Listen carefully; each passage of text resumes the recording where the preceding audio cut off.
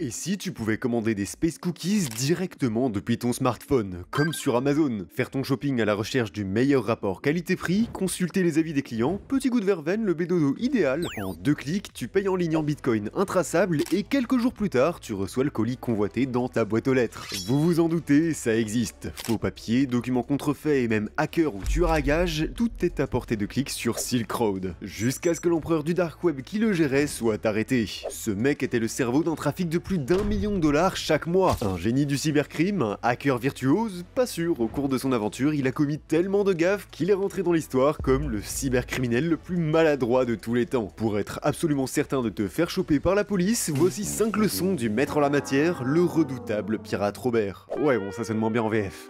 Vante-toi sur les réseaux d'être un criminel. Première étape pour devenir un baron du dark web, disparaître. Tes photos avec tes potes, tu supprimes tout. Une règle d'or que le pirate Robert a enfreint pour garder à jour son profil LinkedIn. Logique, on sait jamais, des fois que Walter White veuille networker. Et évidemment, ça ne serait pas drôle si tu n'y faisais aucune allusion à tes activités criminelles. Dans sa description, notre génie du cybercrime explique qu'après être sorti d'école de commerce, ses objectifs ont basculé. Mais pour devenir quoi? Il dit vouloir créer une simulation économique détaché du contrôle du gouvernement. Suspect. Tout ça pour faire le malin et se vanter à demi-mot d'être le boss du dark web? Peut-être pas. D'après ses amis, il avait un réel désir de changer la société. Il répétait que chaque action en dehors du contrôle du gouvernement renforce le marché et affaiblit l'État pour le bien commun. Silk Road a commencé comme une expérience qui prouverait que son rêve était possible. S'enrichir au passage était juste secondaire, au point de défendre ses idées jusque dans sa bio LinkedIn. Et c'est ce qui va le faire tomber. Un agent du FBI explique que pendant l'enquête sur Silk Road, lorsque le nom d'Ulbricht est apparu dans ses recherches, la lecture de son profil LinkedIn a immédiatement dissipé le moindre doute. Il tenait leur homme. Mais ce n'est pas suffisant devant un tribunal. Heureusement, le fanatisme d'Ulbricht ne s'est pas arrêté à LinkedIn. Dans la signature du pirate Robert, le patron de Silk Road, on trouve des liens vers des vidéos économiques et politiques qui ont servi de fondement à son idéologie. Or, les mêmes exactes vidéos sont sauvegardées dans une playlist du compte d'Ulbricht. En fouillant davantage ses réseaux sociaux, on a retrouvé son profil OkCupid, une sorte de Tinder où tu peux voir les réponses à des questions perso. Et en plus d'être le sosie de Robert Pattinson, le personnage qu'on découvre n'est pas celui du psychopathe auquel on aurait pu s'attendre. Humain, sensible, avec un système de valeurs complexe et cohérent, invraisemblable que ce gars qui aime les câlins et explique préférer la tranquillité à la richesse matérielle ait été à la tête d'un réseau de plus d'1 milliard de dollars. Utilise partout ta vraie photo d'identité. En juin 2013, lors d'un contrôle de routine, la douane canadienne intercepte un paquet plutôt étrange. À l'intérieur, 9 fausses pièces d'identité, toutes portant un nom différent mais illustrées par la photo d'une même personne. Ça semble assez évident qu'elles sont fausses. On envoie donc la police checker l'adresse de destination du colis. Là, ils trouvent un certain Ross Ulbricht qui sans aucune pression leur explique qu'hypothétiquement, n'importe qui aurait pu les acheter à sa place sur le darknet. On a dû les envoyer à son adresse pour lui attirer des ennuis. Et les policiers, faute de plus de preuves, repartent bredouille, sans se douter que le plus grand cybercriminel de l'époque vient de leur faire la pub de son propre site. Mais pourquoi Ulbricht aurait-il eu besoin de 9 fausses pièces d'identité? La réponse, on l'a trouvée dans les forums de Silk Road, où son pseudo de pirate Robert annonce qu'il aura besoin de faux documents pour louer des serveurs. Effectivement, les sociétés d'hébergement en ligne exigent souvent que les clients fournissent des documents officiels. Sauf que, quitte à envoyer la copie d'une fausse carte d'identité à une entreprise, pourquoi y mettre son vrai visage? On sait jamais, des fois qu'ils aient envie de voir à quoi ressemble le propriétaire du plus gros marché noir de la drogue.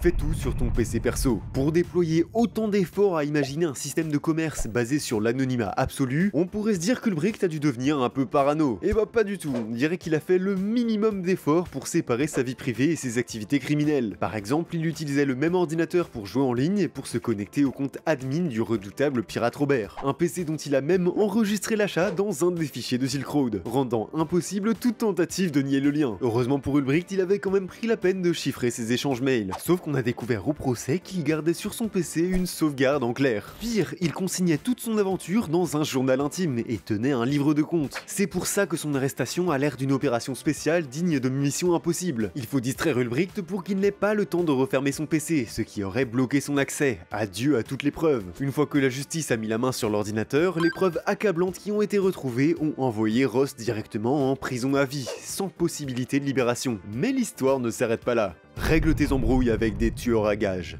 Un jour, alors que son empire international commençait à brasser des millions, Ulbricht se fait trahir. Un de ses anciens employés, qu'il pensait fidèle, s'enfuit avec une grosse somme d'argent, en volant au passage des utilisateurs de Silk Road. Fou de rage, le pirate Robert n'a qu'une idée en tête, se venger. Alors il contacte sur son propre site un tueur à gages, prêt à exécuter ses moindres ordres. Dans leur conversation virtuelle, Ulbricht expose sa volonté de faire tabasser l'ex-employé, et va jusqu'à réclamer son exécution. Montant total du job, 80 000 $. La moitié versée maintenant et l'autre après. Sauf que, plot twist, l'homme que Ross vient d'engager, qu'il croyait être un tueur à gages, est en réalité un policier sous couverture. Le piège se referme alors sur lui. Le policier envoie des photos mises en scène montrant l'ex-employé en train d'être torturé. Impressionné par ces images, Ulbricht révèle alors sa naïveté face à ce genre de situation. Il écrit qu'il est un peu perturbé et qu'il est nouveau dans ce genre de choses. Malgré le malaise provoqué face aux photos, il tient parole et paye la première moitié du montant. Mais ça, c'était sans compter un ultime rebondissement.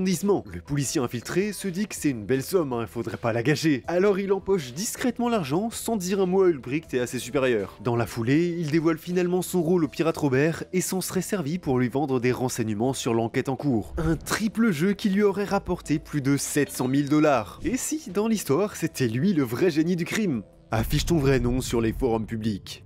Vous pensez que pour arriver à coder un site de e-commerce sur le darknet, Ulbricht était un geek à lunettes, un petit génie de l'informatique quoi. Pas du tout, la plupart de ses connaissances en programmation, il les a apprises sur le tas, juste motivé à réaliser son projet. Mais c'est une aventure qui n'est évidemment pas à la portée du premier venu, et il s'est rapidement heurté à des obstacles techniques. Imaginez, si vous aviez besoin d'aide pour coder un site web ultra illégal, vers qui décideriez-vous de vous tourner? Une équipe de hackers peut-être, ou un expert en développement web engagé sous le manteau? Eh bien pour lui, la réponse semblait évidente, le forum Stack Overflow, là où tous les développeurs trouvent la solution à la plupart de leurs problèmes. En mars 2012, un utilisateur s'est inscrit sur le site. Son pseudo, Ross Ulbricht. Il a même indiqué son mail perso. C'est sous ce parfait non-anonymat qu'il pose la question « Comment puis-je me connecter à un service caché de Tor blablabla ». Tor en gros, c'est un navigateur pour aller sur le darknet. La question d'Ulbricht revient donc à afficher publiquement « Salut, je gère un site sur le darknet, c'est très certainement illégal », signé avec toutes ses infos perso. Au moins, sa question n'aura pas été inutile, puisque le FBI a retrouvé dans le code informatique de Silk Road un script très similaire aux réponses récoltées sur le forum. Il faut dire qu'au tout début, Ross avait demandé de l'aide à un ami d'université, diplômé en informatique. Sauf que quelques années plus tard, cet ami s'est finalement retourné contre Ulbricht pour témoigner contre lui lors de son procès, déballant toute l'histoire de la conception de Silk Road. Morale, tu es seul dans cette aventure, demander de l'aide même à tes potes peut se retourner contre toi. Et l'imprudence du pirate Robert ne s'arrête pas là, une simple recherche Google suffisait pour relier Ulbricht à son empire illégal. Si on tape Silk Road et qu'on regarde les résultats les plus vieux, on peut retrouver les premières fois où on en parle sur internet. On tombe alors sur un forum consacré aux champis magiques, dans lequel un utilisateur demande naïvement « Eh salut, je viens de tomber sur ce site, ça s'appelle Silk Road, on peut y acheter toutes sortes de drogues, ça a l'air cool, vous me le conseillez ?» Cet utilisateur, Altoid, n'est autre qu'Ulbricht essayant de faire sa pub. Et oui, quand on a une plateforme accessible uniquement sur le dark web, il faut ruser pour attirer les premiers utilisateurs. Sauf que 8 mois après, on retrouve ce même Altoid sur un forum de Bitcoin. Il recherche un expert pour l'aider dans une startup qui utilise de la crypto. Pas besoin d'être un génie pour flairer le lien. Et cerise sur le gâteau, à la fin du post, il dit qu'on peut le contacter en donnant son adresse mail perso. Même quand t'es pas un cybercriminel, tu fais pas ça,